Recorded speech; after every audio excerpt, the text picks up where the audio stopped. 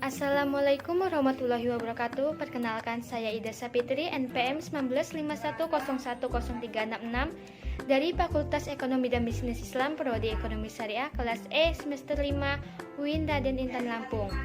Di sini saya akan memaparkan secara singkat materi dari mata kuliah metode penelitian yang telah dijelaskan oleh Bapak Dr. Muhammad Iqbal Pasha, Magister Ekonomi Islam. Dan materi yang pertama ialah tentang sebuah paper. Paper adalah salah satu bentuk artikel ilmiah yang ditulis dengan format tertentu.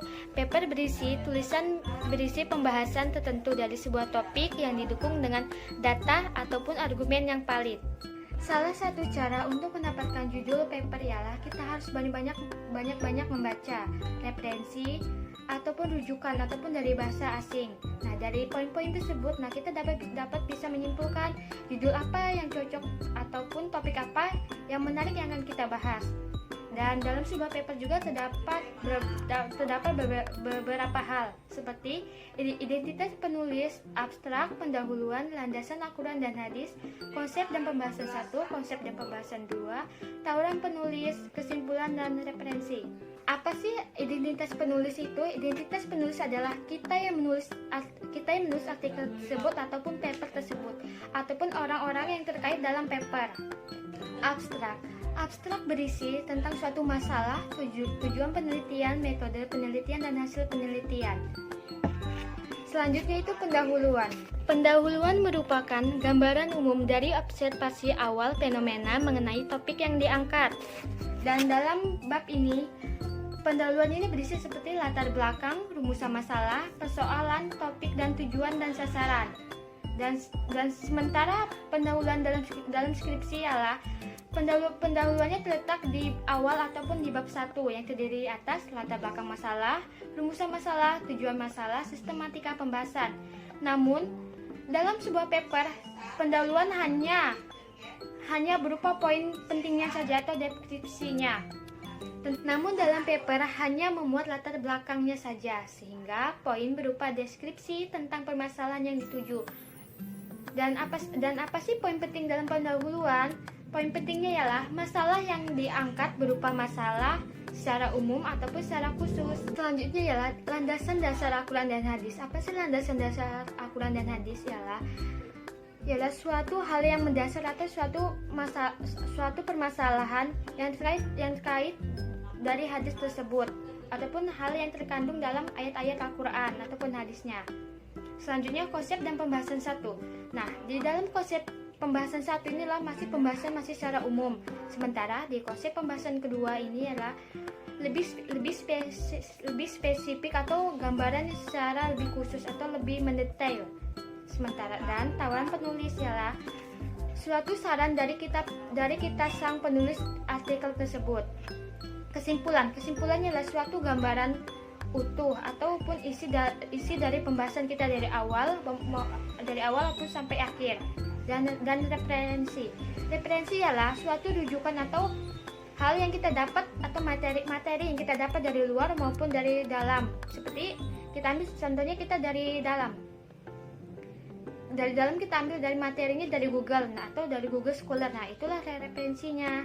Dan dari luar yaitu hal yang kita teliti langsung atau kita temui langsung.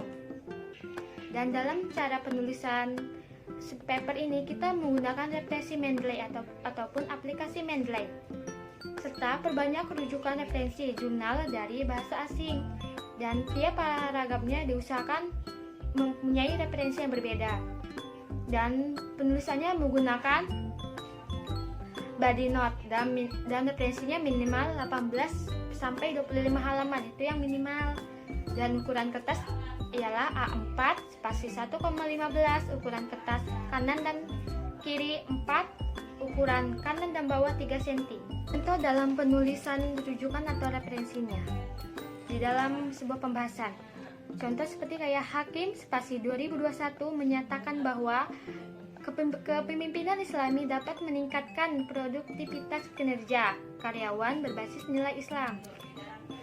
Dan contoh seperti misalnya rujukannya kayak Hakim 2021, itu yang benar adalah tulisannya kecil semua. Jika tulisannya besar semua atau kapital semua, maka itu salah cara penulisannya.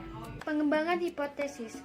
Pengembangan hipotesis adalah dugaan sementara yang didasarkan dari teori, konsep, dan penelitian sebelumnya. Pengembangan hipotesis ini termasuk dalam sub 2 atau bab 2. Dalam pengembangan hipotesis ini terdapat beberapa variabelnya seperti X1, X2, X3, dan Y, dan rumusnya seperti H1, H2, H3, dan H4. Langkah dalam mengembangkan hipotesis ialah kita kembangkan berdasarkan teori konsep pembahasan yang berhubungan dengan variabel tersebut. Kedua, kembangkan hipotesis berdasarkan hasil penelitian terdahulu, baik yang mendukung dan tidak mendukung, sertakan alasannya. Seperti contoh di bawah ini. Tadi kan di dalam pengembangan hipotesis ini ada kayak X1. Nah, apa sih dimaksud dengan X1? X1 adalah bisa kita sebut dengan profesionalisme kerja atau kepemimpinan suatu kinerja. X2-nya komitmen organisasi, Y-nya kinerja, Z-nya ialah kepuasan kerja. Dan misalnya contoh judulnya ialah pengaruh profesionalisme kerja terhadap kinerja. Nah, si peneliti dahulunya itu meneliti seperti ini. Profesionalisme kerja adalah mutu, kualitas, dan tindak tanduk yang merupakan ciri suatu profesi. Seseorang dikatakan profesional apabila pekerjaannya memiliki ciri standar teknis suatu profesi. Atau rujukannya Oerip dan Ustomo 2012. Nah, si rujukan barunya ialah Siangan 2019 menyatakan profesionalisme kerja adalah keadaan dan keahlian dalam melaksanakan tugas sehingga terlaksana dengan mutu tinggi, waktu yang tepat dan cermat. Dengan adanya sikap profesionalisme dalam bekerja terhadap setiap karyawan, maka akan menumbuhkan kinerja tinggi pada diri karyawan untuk dapat menyelesaikan pekerjaannya dengan baik dan tepat waktu, sehingga akan memberikan hasil kerja yang baik pada perusahaan tersebut. Dan rumus tadi kan terdapat H1. Nah, H1-nya ialah kita bilang seperti profesionalisme kerja berpengaruh positif dan signifikan terhadap kinerja. H2-nya sama dengan komitmen organisasi berpengaruh positif dan signifikan terhadap kinerja. H3-nya profesionalisme kerja berpengaruh positif dan signifikan terhadap kinerja. H4, kepuasan kerja berpengaruh positif dan signifikan sebagai pemoderasi hubungan antara komitmen organisasi terhadap kinerja.